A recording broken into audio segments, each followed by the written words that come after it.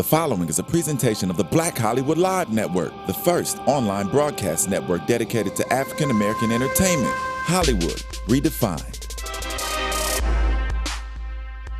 From Los Angeles, California, streaming live thanks to Akamai Technologies, this is Black Hollywood Live, Geek.Nerd.Tech, featuring a weekly roundup of tech news and gossip.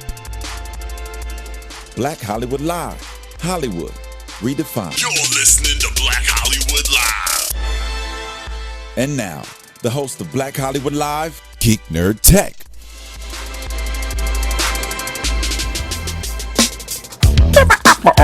Oh, times keep on slipping.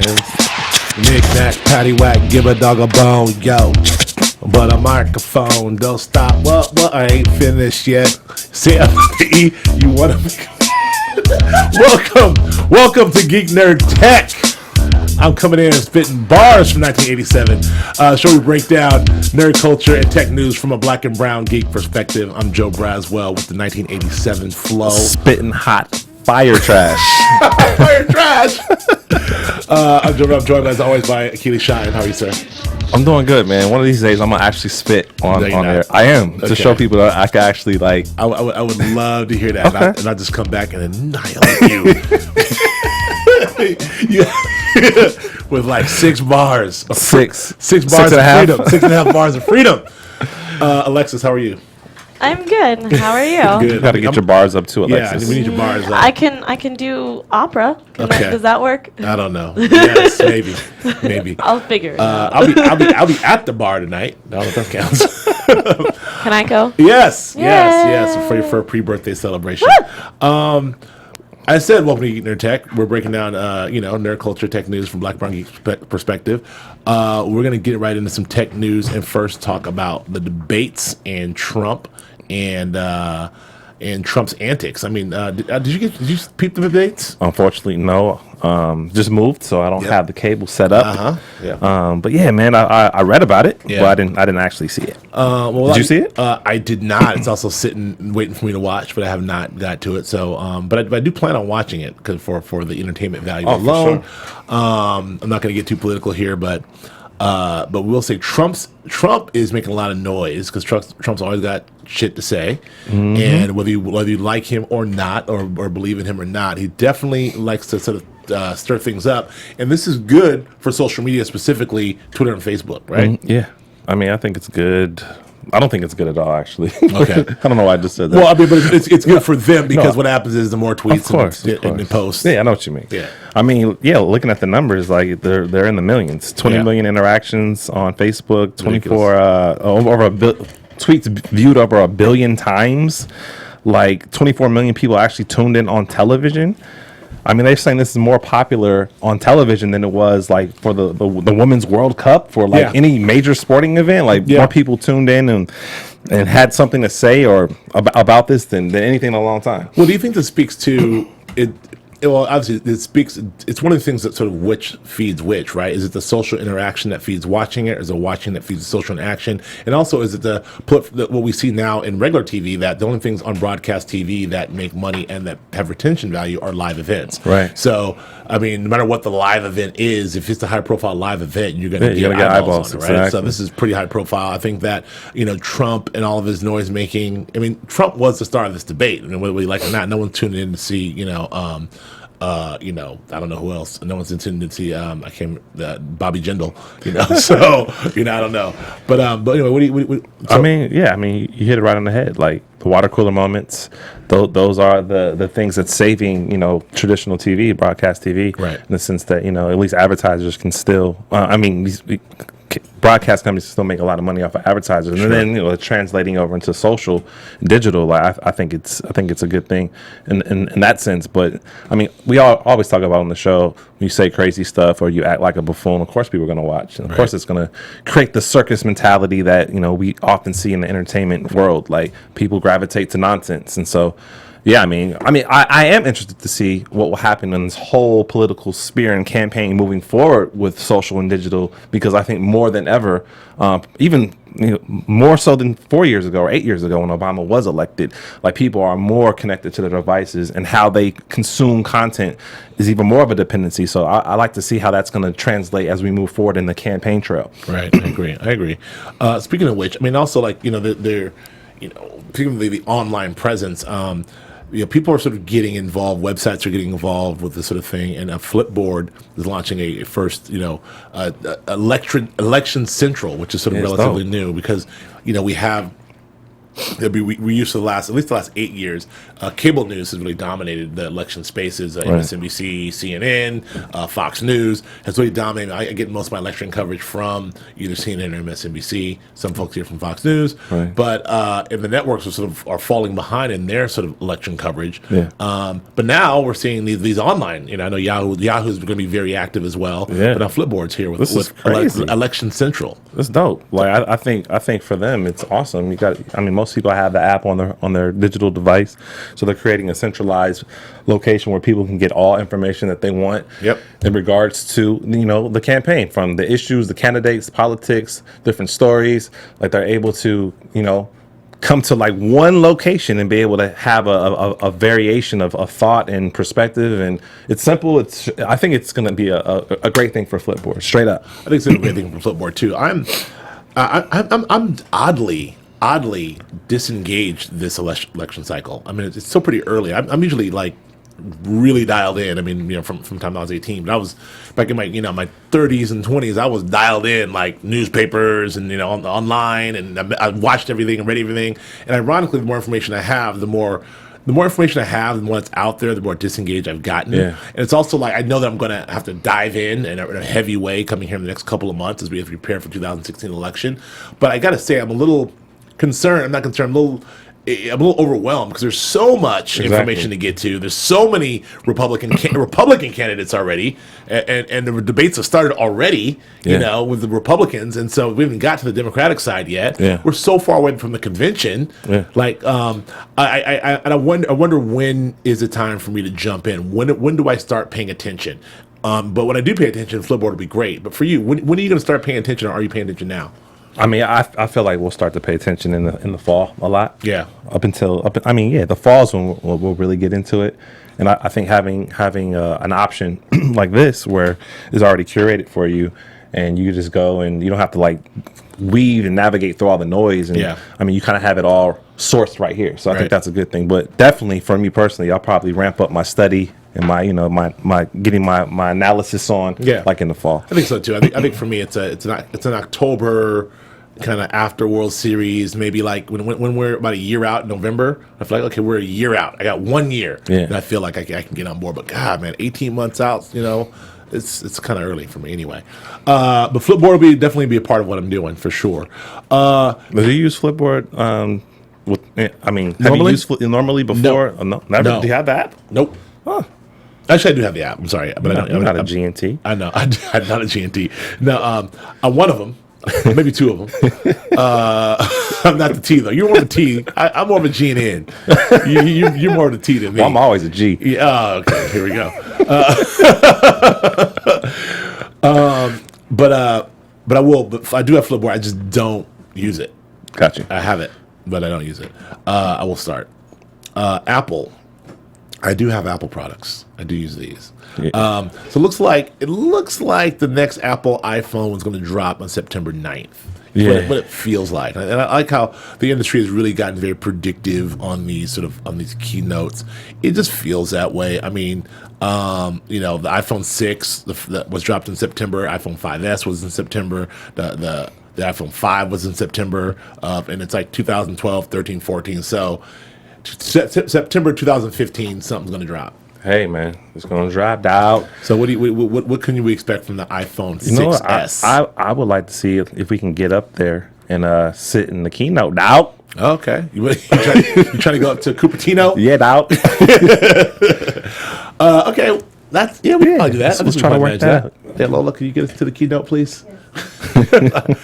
I mean, we could no swag, no nothing. No, he's got to go to Cupertino and hang out. Hey, that's cool. Nerds. Yeah, exactly. No, but we should try to be there. See if we can get there and get some on-site reporting. But what do you have any predictions for the iPhone 6s? I predict that it will be nuanced very minimally. I don't think that it's going to be anything crazy innovative this go around. I think the price point may come down. I don't know. It might obviously have a better camera. I don't know. Now we both jumped on the iPhone 6. We bought it the same day. We sure did. We went out there and got it. Day one.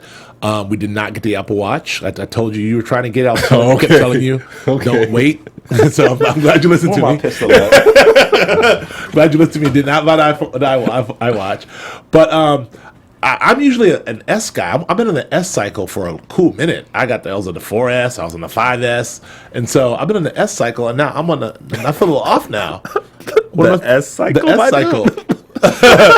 So now I'm on the S cycle. I've been on the S cycle for like every year. So now I got the iPhone 6. Am I supposed to go buy the 6S now? I don't know what to do.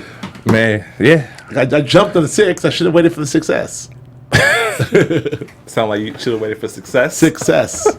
Hey man, I feel like if there's some crazy stuff that drops, you'll be in online again. You think so? Yeah. If it's if it's some crazy stuff that we have no idea that's coming, I got the FOMO for sure. Like so I get real antsy with shit. That's why the iPhone. All I can do not to buy the iPhone. I mean the iWatch. So we'll see how I do this one. Yeah. I know who's really excited about the iPhone 6S. 6S success 6S. Who's that? Alexis. Really? Yes, she can't wait. Yes, completely. Everything is utterly, completely true. Are you serious? No. Oh, I was like, wait a minute. All kinds of sarcasm. No, she's only with her Galaxy zinger over there. What's I love my Galaxy Zap. No. What's it called? Edge. Edge. That's right. The Galaxy Edge. Okay. All right, moving forward. Chris Sacca, who is my dude. I love Chris Sacca. That's my dude too. Oh my word. Chris Sacca, outspoken investor. Chris Sacca, for guys who don't know, is a 41-year-old maybe 41-year-old venture capitalist. He has some of the first money in Twitter, the first money in Uber, first money in a lot of incredible. Square? No. No, he was Twitter, Uber, and like 3 other giant ones that I can't think of right now. Probably Square. Anyway, he's a young cat. He's got his fund now is one of the most successful funds in history because it had Twitter and Uber in it and a couple other ones in there that I'm not forgetting. Not mentioning. He passed on Instagram though. He did pass on Instagram. He said he told the dude that it's a waste of time and I know what you're doing and Flickr already has the space unlock, so he passed on it. But it's okay. He also passed on Airbnb. He's like, nah, people gonna be robbing the house and raping people in the house. No. So Chris Sacca has some misses, but he got a lot of hits. Anyway, he's on record now for on Twitter for really endorsing the next choice for Twitter CEO. Right. He went on a Twitter rant, very much sort of led the way on behalf of many investors, analysts, and media partners, Twitter employees who see Twitter's CEO should be my man Jack Dorsey. Right. So, is this news? What happens here? I mean, I think it's news if you're like really entrenched in the whole Silicon Valley world and you want to know what's happening, digitally on the social digital front. Like, yeah, you follow the footsteps of these guys. You see what they've done, what they're going to do. Like, I think we always talk about on the show Twitter and how they're trying to innovate and monetize. Yeah. And so, yeah, I mean, having a leader that can be able to bring them into that success, I think is important. So, yeah, I mean, in terms of our discussion now, like, yeah, I don't know. Like, I like to see what the dude can do. Like, if he's going to be different than his predecessor, like how he's going to innovate, like what type of things he's going to implement, like what other tools and functions he's going to add into the Twitter ecosystem. Like, yeah. I'm interested in that, not necessarily like who it is, just kind of like maybe what exactly. Well, it's interesting. Like, there's a couple things, a couple ways to look at this. The first way is, does the average person give a crap about who the next CEO of Twitter is, and more important, do they care that Chris Sacca endorses it? I mean, the Chris Sacca, although he's a great, cool dude among techies and also Wall Street cats. The average person doesn't know or care who he is. He's just in a court to cover a Fortune magazine that no one cares. Actually, that's I take that. I don't know. You think I feel the average person cares who Chris Sacca is? not the average person, Okay. no, but I think a lot more people than say before care. Right. I think it's more like sports now. You want to know who's being drafted. You want Right. to know who's gonna. I Okay. mean, it's kind of like that, But do we care? My point is, if people barely care about who Chris Sacca is, do people care about who the next CEO of Twitter is and why? You know what I Right. mean? But I do think that Twitter being sort of relegated to some sort of like search optimization and sort of a way to express yourself. I think that the future and the ceiling of Twitter is probably much higher than that, especially with things like the Periscope integration and the way we receive and use ads. People who think Twitter is sort of like flatlining or sort of flattened. I think are mistaken. I think that's going to make another jump, much like Facebook did. Right. At this point, people like Facebook is flat, and then Nah, buddy. and then Facebook just did a bunch of other crazy jumps. Right. Now they're still everywhere. So I'm interested to see. I care what Chris Sacca has to say, but I don't know. We'll see. Anyway, that's it. I got nothing. We can move on to Badger, Privacy Badger. What is this thing? Privacy Badger. Yeah, the Badger. Advertisers need to track you online. But so obviously we talk about this all the time. How this is definitely becoming Minority Report in that everything we do, we leave a long sort of trail, a digital trail of what we buy, who we are, all of our habits, which is just being compiled and making these crazy profiles of who we are and figuring out how to sell stuff. Well, there's third-party software and people that want to block that stuff so you can't be tracked, right? Of course. All I have to say to that is good luck. You- Good luck with your add-on. Good luck with your third party. There's so many ways that you can be tracked. Like, it doesn't matter. Like, if you're giving me a software option, like it's. I mean, I feel like whatever advancement they can make on that front, there's another advancement that could break through that. Well, so I know you're very sort of anti, all the stuff, fingerprints on the iPhone and all your information, and even though all your information is already out there. Are you sort of like a defeatist in the sense that they already got all my shit, just leave it, or are you still trying to get things like Privacy Badger to block? Are you still? No, I don't think trying to fight the battles. Or are you feeling like the war's lost? I don't think I'm actively fighting. I feel like I'm more selective in what I post, what I look at on my devices. But I mean, what about your frequent visits to China to watch movies? I have no idea what you're talking man, about. sorry. Are you tracking me? No, I don't know. I just know. What about your frequent visits? We both go to China. We both Porn Don't Central. do it, Kelly. I was like, don't do it. Hey man, I visit the San Fernando Valley quite often. Oh my gosh. I'm not gonna lie, You actually went there. I did. I try to delete my browser history, but sometimes. Hey, But anyway, yeah. So it's tracking. I'm sorry, we digress. hey.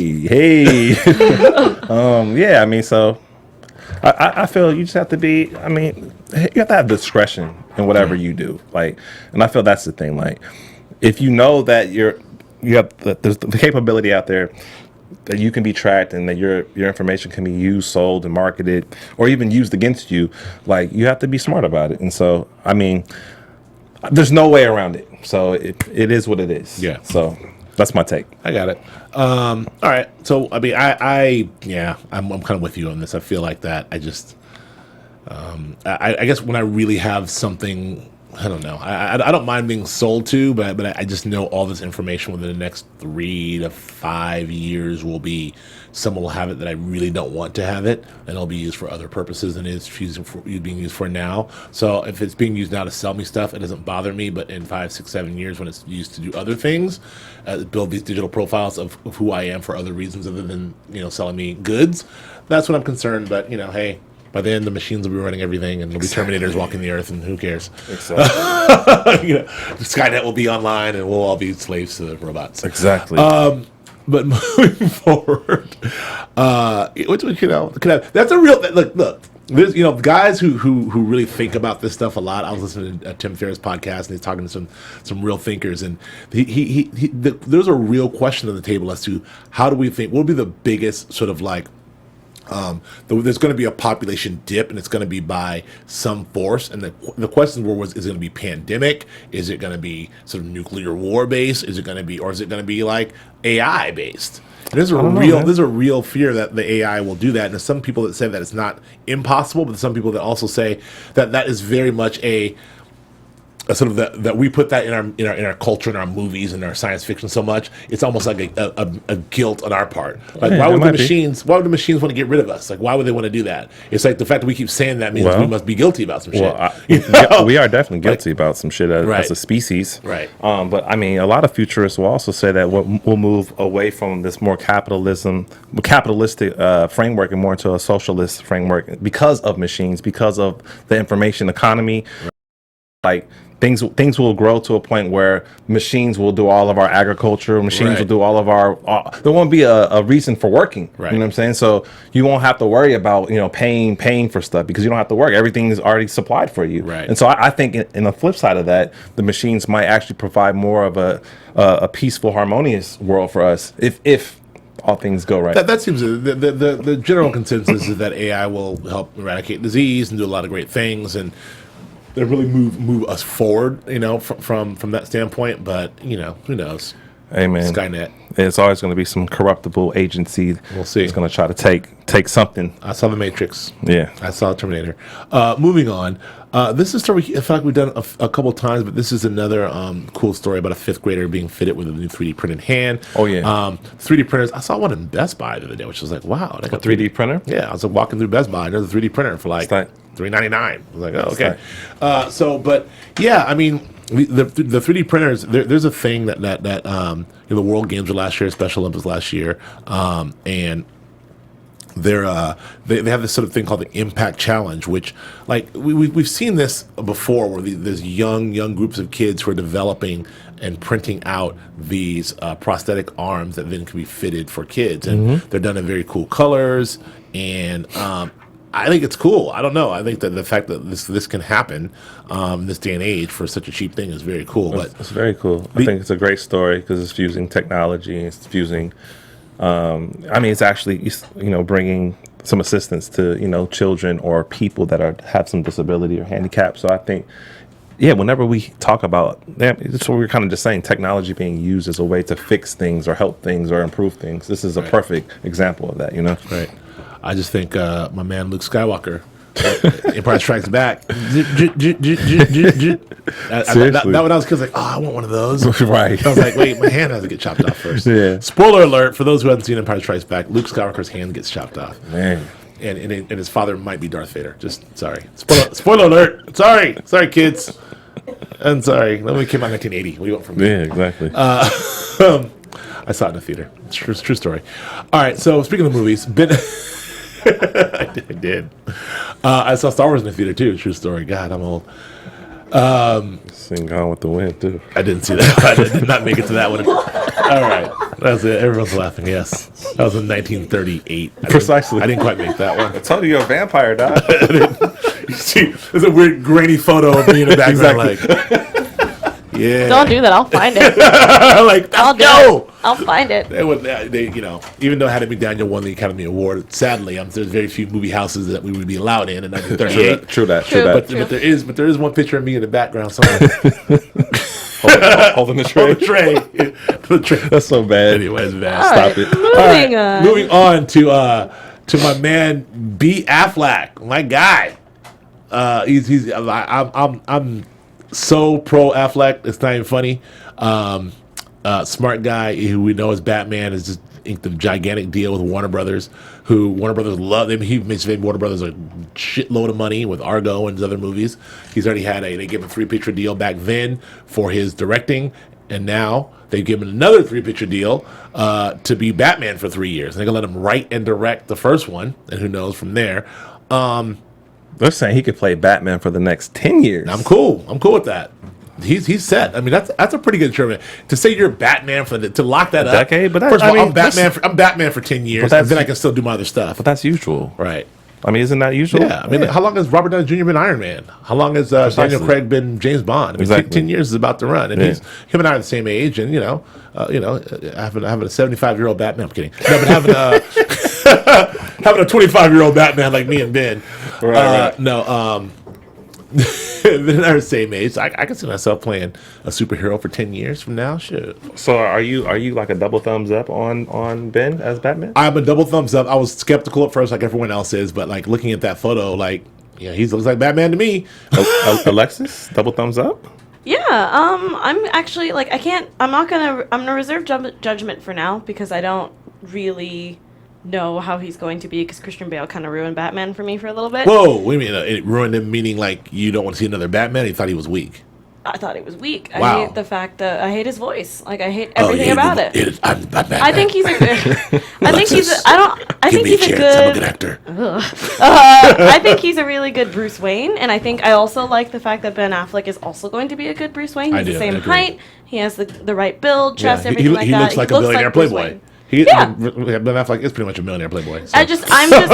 I'm just trying to see it as because this is supposed to be an older Bruce Wayne. I want to see if he can play that mature Bruce Wayne because I can totally see him being kind of like where Christian Bale was at, where he was kind of younger and kind of was still being a playboy, but because he is playing an older Bruce, I want him to make sure that he does it correctly. Well, as a comic book goer. I do like the idea. I mean, we've seen the 30-something Bruce. Now, I'd like to be the idea of the 40-something Bruce. I'm very excited to see an aged Bruce Right. Wayne. Like, I'm super excited about that. That's why Batman Beyond was my favorite TV series and my favorite comic book for a while. But it's also funny, like, I think as a kid, I mean, no matter, we're all three different generations here, but I think as a kid, when you thought of Bruce Wayne, you thought of him being like in his 45 or something. When really, but he never was. He's probably, as we saw him, probably in his 30s in the comic books, and as but now we know it. Now that we know what 45 looks like, Which makes sense because he's in shape. He's constantly moving around and things like that. But people can be really good looking and in shape in their 40s. Just saying. Man, I was about to hit you. I'm really glad that you didn't. But yeah, no, I think. I think that what the Bruce that he's going to be a character with, I think it's going to be very good, and I'm very excited to see what he puts into the character. I'm more concerned about Zack Snyder than I am about.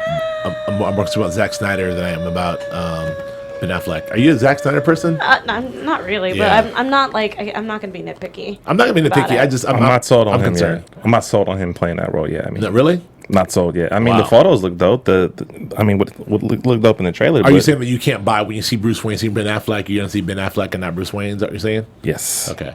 Wow. All Nice. right. But what about his ability to write and direct? I'm for sure. So are you okay with a standalone Batman movie if they say like Ben Affleck's going to write and direct and star in a standalone movie? Are you like cool? Or you're like No. He knows what he's doing. He got director chops. Writing chops. I will say though, there is a little bit of me that sort of feels like Ben Affleck has had such a great run. He had a great run as an actor initially. Then he had the fall. As an actor, he kind of fell down, was in movie jail for a long time, clawed his way back through the directing ranks, and then back around through the acting ranks. That's a hell of a story. Mostly by putting himself in his own movies because no one else would hire him. Then now after Gone Girl, he's back to being an A-list actor. He's already an A-list director. And what's the one he won the award for? Argo. Yeah. So like he's A-list director and he's an A-list actor again, which is great. I do worry about that. This whole sort of like written by this whole Kevin Costner, Mel Gibson thing of the whole acted, starring, directed. Come on, dog. That's dope. I think it's dope. But I mean, like a handful of people can do it. I mean, Kevin Costner did it once. I mean, he was great with Dances with Wolves. The Postman, not so much. Mel Gibson. Braveheart, yes. Yeah. Friggin' what's the one? The Patriot? Yeah. I thought The Patriot was Patriot's dope. It's not as good as Braveheart, but I thought it was okay. Apocalypto, anybody? Yeah. Hell yeah. That's a dope movie. I couldn't make it all the way through Apocalypto. I heard it's good though. That's a dope movie. I had to for class. Everyone's cool. Oh yeah. You had to for class. Did you like it? I did. Okay. Didn't you see it though? Yeah. Whole thing? Hell yeah. Okay. So thumbs up on Mel Gibson as a director. Hell yeah. What about your boy Costner? Yeah, I like Costner Okay. as a director. It's like that. It's like Right. it's like a medium. Okay. And that's how I feel about Ben Affleck, just kind of in the middle, but it's more angled. His first three movies are on point to me. Those are some of my three favorite movies of the last But it 10 doesn't years. matter. Are the three Ben Affleck movies. You can have like 80-10 really good, but that 10% will still stick with you. Yeah. All right. What? It's true. Or 20. I'm sorry, 20% will still be. The other lead that we're bearing here is that Warner Brothers they roll all their things. So they're talking about, like, obviously they have Dawn of Justice, they have Suicide Squad, then they're gonna do a Justice League movie, and then a Wonder Woman movie, and then an Aquaman movie, and then 3. Like we've talked about this before. I mean, like Suicide Squad, David Ayers. I have full confidence in David Ayers again, more than I do Zack Snyder. I think Suicide Squad is gonna be dope. The only person I'm like looking kind of sideways at is Don't do it. Don't do Is it. Achilles' boy Will Smith. Man, you're a hater, dog. I love Will. I love Will. I do. I truly love Will. Will has not done me wrong in a cool minute, except for wait. Oh, he did me wrong in the jellyfish one. What was the one 7 pounds? Oh, oof. And the other one, 7 pounds. Focus was dope. the other one that you always give me shit about. Oh yeah, Battleship. Oh no. No. The Earth one. Him and Jake. Oh, After Earth. After Earth. Yeah. I think that was more of a father-son project. That's how I put it. They should have kept that in the basement for the two of them. Well, Anyway, I have faith in Will, but anyway, Suicide Squad. I digress. Suicide Squad, I'm looking forward to. Justice League, I'm looking forward to, except for the fact that it's going to be a Zack Snyder thing. I think I'm on record thinking about Zack Snyder. Wonder Woman, I have no idea because I haven't seen Gal Gadot yet. I have no idea. I've seen the photos. I've seen the one clip we've all seen in the trailer. I'm just no idea what to expect. I hate it because a lot of people have been giving me like mad shit about it, but like Wonder Woman's my girl, so if you ruin that. She's my girl too, that's man. It. I love. Like, straight up. Man, I was a Linda Carter fan. Linda Carter. Same here. Man, tell you what. I'm like, no one can replace her, so it's gonna be rough for me watching this Wonder Woman movie or her being in Batman and Superman. So we'll see. I don't know. All right. I like when Linda Carter would just be running. Yeah. I love it. Love everything about it. Sorry. Gotta do the spin though. She did a spin. Gotta do the spin. Yeah, right. All right. Remember Wonder Girl when she would come on? Yeah. And she did a spin. Her pigtails, her bows would pop out. Blue. I thought it was adorable. Yeah. Anyway. Well, that's wonderful, guys. No one else? We're having a bonding moment, okay? Get over The it. 70s TV series? Get over it. All right. Goodness. How do you know about that 70s TV series? Is it Netflix or something? What you watch? No, my grandfather has all the VHS tapes. My grandfather. Walk, walk. I'm old. I'm like, yeah, I watched it the first day. Like, yeah, my grandfather did too. Again, I'm turning 25. Get right. off my ass. I know, I'm almost 20 years older than you, so. Jesus.